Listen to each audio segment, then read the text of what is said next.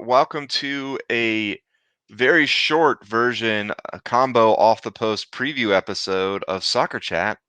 I am your podcasting producer, Adam, joined by one of our two main hosts, Alex Fordney, as our other one is still in transit to his new home closer to the stadium. Can't blame him for that. Alex, thanks for jumping on right after your vacation. No problem. All right, so let's just jump right in. Obviously, this is a very packed week. We have, you know, the game this weekend to discuss. We have a game literally tomorrow, and you're probably, if you're listening to this first thing on Wednesday morning today, versus Richmond, and that's what we're going to cover here. So let's jump right in and talk about that game that was held in front of a sold-out crowd there at CHI. What were your first impressions, Alex? So the stats are there. It's a 8 or 9 game unbeaten run against Greenville. It's about 6 matches plus scoreless. And when you watch the teams and you try to figure out why Greenville has been able to have that kind of a run against us, there's not any obvious reason. There's not this is just clearly a superior team. And that's what makes all of this the most frustrating for me is, every game that we play against Greenville is close. We play uh, sometimes it doesn't feel like it's necessarily our absolute best, but we always feel like we're playing with them. And if a couple of breaks went our way, we'd come away victorious in the game. And then it just doesn't seem to happen right now. And I'm sure it's really frustrating to the players. You could see after the final whistle blew, the frustration not just on Jimmy Oblade's face, but I could see, players as the game ended that were incredibly frustrated. This is a team that they know they want to beat because they know they can. They know that they are on that level with Greenville, who's been successful for 3 years. They know that they can beat them. And it's just another game where we didn't quite execute the way that we wanted. And a couple of bad breaks went against us, and we found ourselves on the wrong end of a 1-0 shutout. Yeah, and for me, they don't whenever we play Greenville, you'd have a hard time convincing me that going into the game versus Greenville, we were the leading scoring team. Like, Hmm. it seems like that team disappears when we play Greenville. And I haven't dug into the stats, partly because I was also on vacation this weekend, but I would be intrigued to see what our goal differential is versus everyone else in the like if you were to just take away like everyone's games versus Greenville, like if Greenville didn't exist, would we lead the league in goal differential? Because those games just hurt, right? It's always like 1-0 loss, 0-0 tie, 1-0 loss, 0-0 tie. Like Yeah. it's just not our team. Like we're typically a high scoring team. We played 2 games versus Greenville so far this year. So 2 of our 8 games. In the other 6 games, we've scored 13 goals. Like that's a big difference. 0 goals to 13, right? Averaging, more than 2 goals a game versus no goals at all. And obviously a big part of the reason that we didn't get a goal this game had a lot to do with the fact that we didn't execute on a penalty kick. And those are typically 90% of the time you're going to score in a penalty kick situation. What did you think of who was taking it? Did that catch you off guard? And what about the shot itself? It was a little surprising. You look at all of the goal scorers that we have on the field. When the penalty was being taken, there was Rafa Minskin, there was Juan Galindrez, there I believe Ray Ortiz was still out there. And you don't normally think of Wally as the offensive player. He's scored a couple goals in his career with the Red Wolves, so it's not impossible. One of those goals that he scored was way back in the first season at CCS, the high school where we played. He took a Mm. penalty and scored. So it's not that he has never taken a penalty for the team. But I was a little surprised to see him take the ball and set it down. But when he stepped up to it, I wasn't thinking to myself, "Oh my gosh, I can't believe they have Wally taking it." If that So I'm, makes sense. I'm going to show the clip that was part of Goal of the Week. It's the only clip I could find. I'm going to show this real quick just because I think it's interesting for two reasons, and I'll outline why. For those of you that are just listening to us on the podcast, I'll do my best to verbalize why, but then you can see it yourself if you catch us on the YouTube stream. So here it is real quick. Up steps Walefi. And it's saved by Christensen! So it's very short, but my reason I bring it up and what finds it interesting is the whole point of the stutter step, which Wally puts in there, is to figure out which way the keeper is going to dive. And he gets him. Like he does the stutter step and the keeper begins to lean right and he still goes right. That to me is the epitome of why I can't stand the stutter step, because if the whole point of it is to create a situation where you find out which way the keeper's going to go, you have to be able to adjust and quickly go to your side. Instead, you end up with a little bit less power because you don't have quite the buildup. Am I overthinking it, or do you agree? I've never liked the stutter step. As a former goalkeeper, I feel like it goes against the spirit of the rules that say you have to continue your forward momentum. And so there's a lot of that. As a Chelsea supporter, I absolutely hate watching Jorginho do his little like hop step gallop thing that he does before he kicks a ball. And if the goalkeeper, like all you have to do against Jorginho is not move, because once he does his little hop, he has zero power and you can just walk over and pick the ball up. So as Yeah. long as you don't dive. And so yeah, I'm not a huge fan of the stutter step. Of course, people don't pay us to play soccer for a living. So there may be something in there that we don't really understand as not being players when you come up to take that. And so yeah, it was just it didn't get executed well. It changed the game in giving them a save. We looked the more dangerous team, and it wasn't far after that when Greenville managed to score their goal. And I think, and I'm going to show you their goal here in just a second. I think the other thing I want to mention here is, um, I really think a lot of it comes down to, for me, the power that's lost. Because if you go back and you look at the Galindres PK, the keeper guessed right on him too. But because Yeah, he had so much power behind it, decisive shot that was admittedly very well taken to the outside bar, right? But even then, that extra power and decisiveness, a lot of times, even if they guess the right way, you're still going to score on them. Like as a former keeper myself, like you're guessing to give yourself a better chance, but you're still, even if you guess right, in the you're still in the minority on getting that, because the guy goes high and you guess right and you guess low, you guess high, he goes low. Yeah, like there's so many other things that even guessing the direction doesn't necessarily even get you there. Like you're not guaranteed to stop it from the guess. So yeah, I'm not going to harp on that too much, but you're right. Right after that, we unfortunately saw this buildup from Greenville, and I do have some thoughts. The SXM app. I listened to the final 30 minutes of the UEFA Champions League match on Sirius XM this afternoon as Labovitz now is through, and he finds the back of the net. Jacob Labovitz with his first professional goal, completely against the run of play, and the So, as is tradition, the Greenville homer is completely oblivious to what's happening on the field. But unfortunately, so was our defense. This is another one of those examples where I felt like our defense got complacent and just allowed them to basically pass it right between the two of them and go for goal. Very similar to previous goals we've seen, where it just seems like we have one or two of these lapses that really have consistently hurt us. What are your thoughts?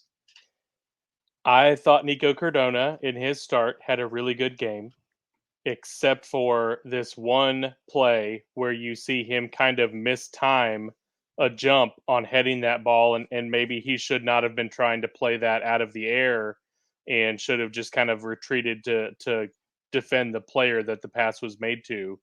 But also you see Jorge Luna take a bad angle that allows him to get into the box and take a shot. And so here again, I think as he's moving away and he shoots it to the far post, I really, really would have loved to have seen Carlos be able to make the save on that, Carlos Avalos. We talked about why Tor Saunders wasn't starting in the last game. I don't want to dump on Carlos again. I don't think he's been terrible.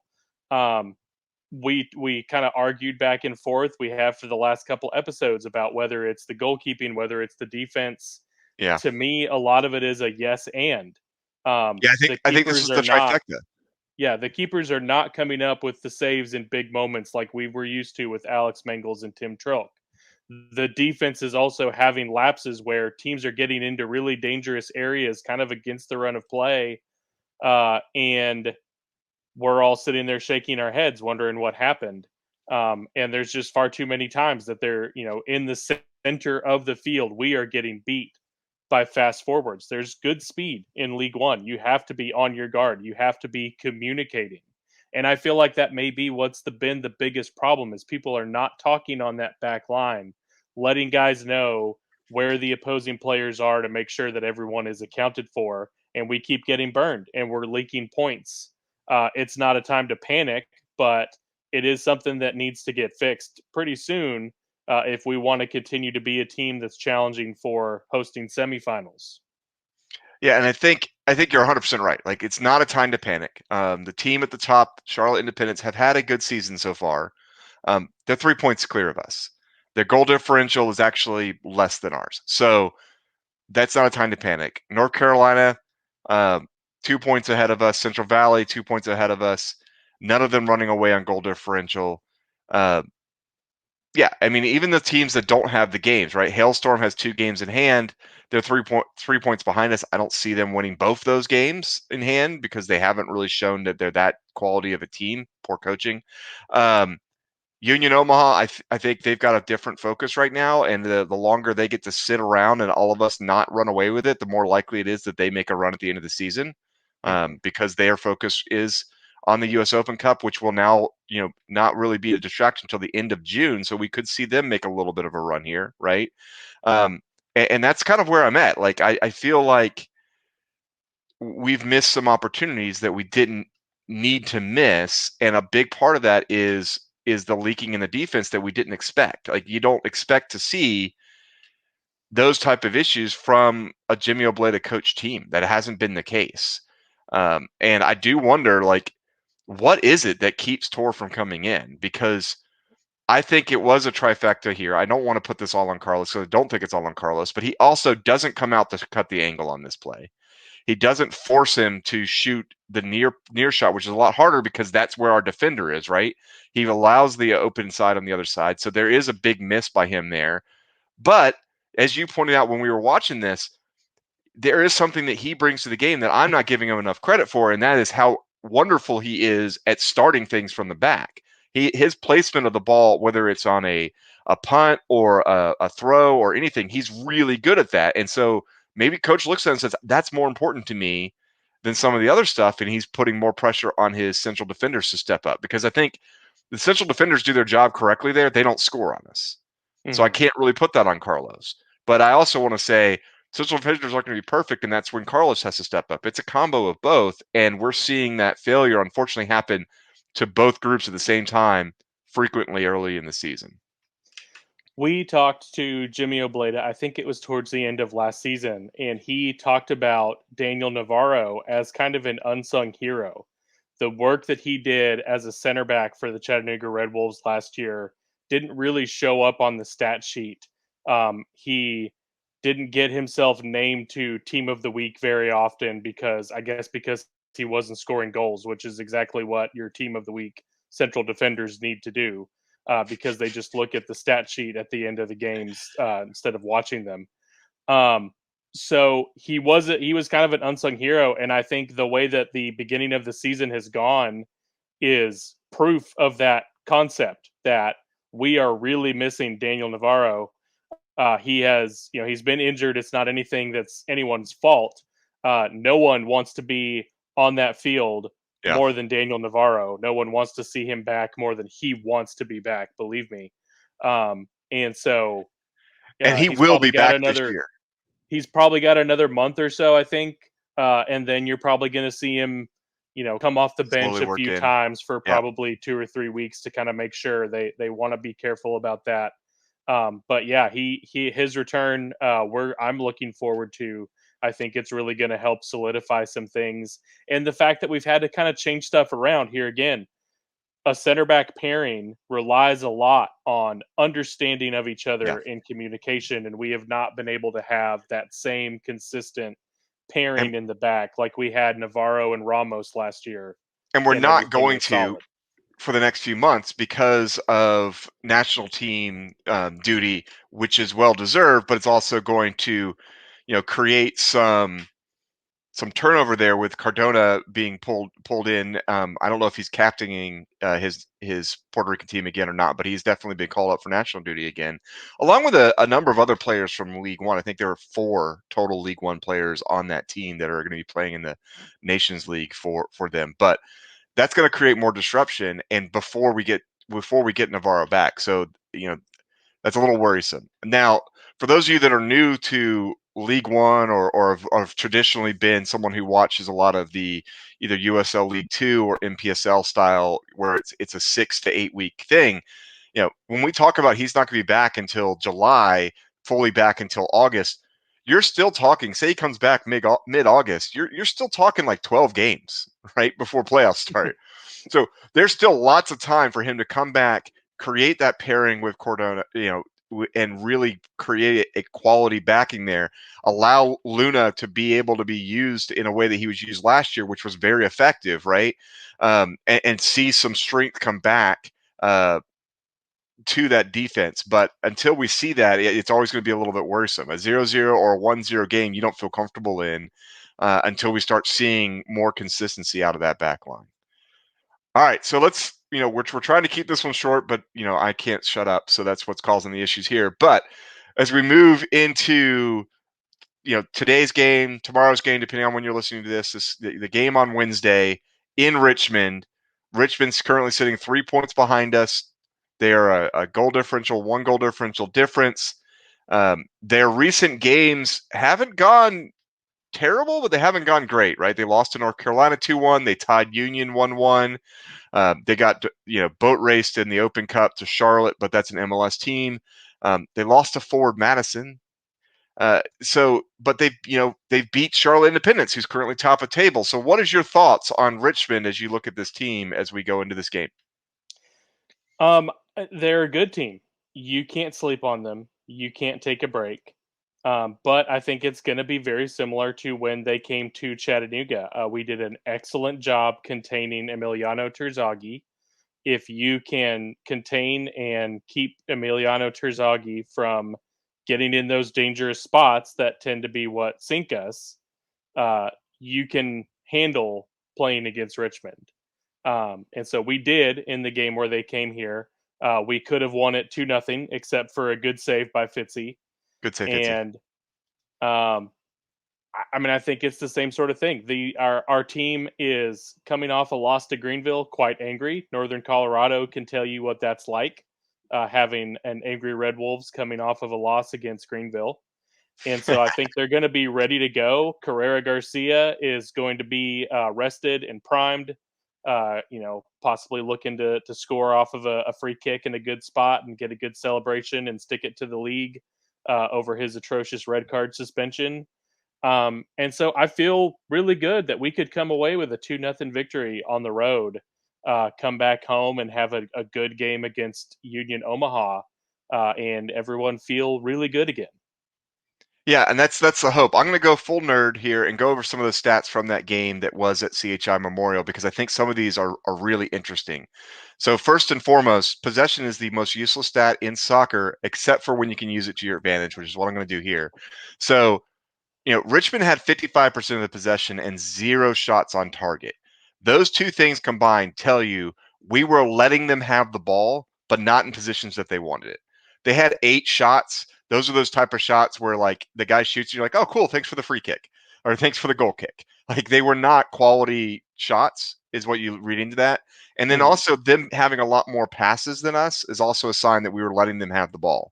That is not really Obleda ball necessarily, not really what he wants to do, but he's shown a willingness to do it, which resulted in us actually with the counterattacks that we had, ending up with 4 shots on target. And you're 100% right. Except for a great save, we win that game 2-0. Another kind of running trend for this Good save, team Fitzy. is what's that? Oh. I said good save, Fitzy. Yeah, another running trend for this team is we have a lot of fouls, and how many of those fouls are because of the style we play? How many is because of poor reffing? That's for you guys to argue over. But 4 yellow cards in that game, 15 fouls. They had 14 fouls and 3 yellow cards. That's either a ref that loses control, which is what I felt it was, or a rough game. I don't think it was a rough game. I didn't walk away from that game thinking we played a rough, and I didn't get the impression from watching how the two teams interacted at the end of the game that either team felt that it was a rough game.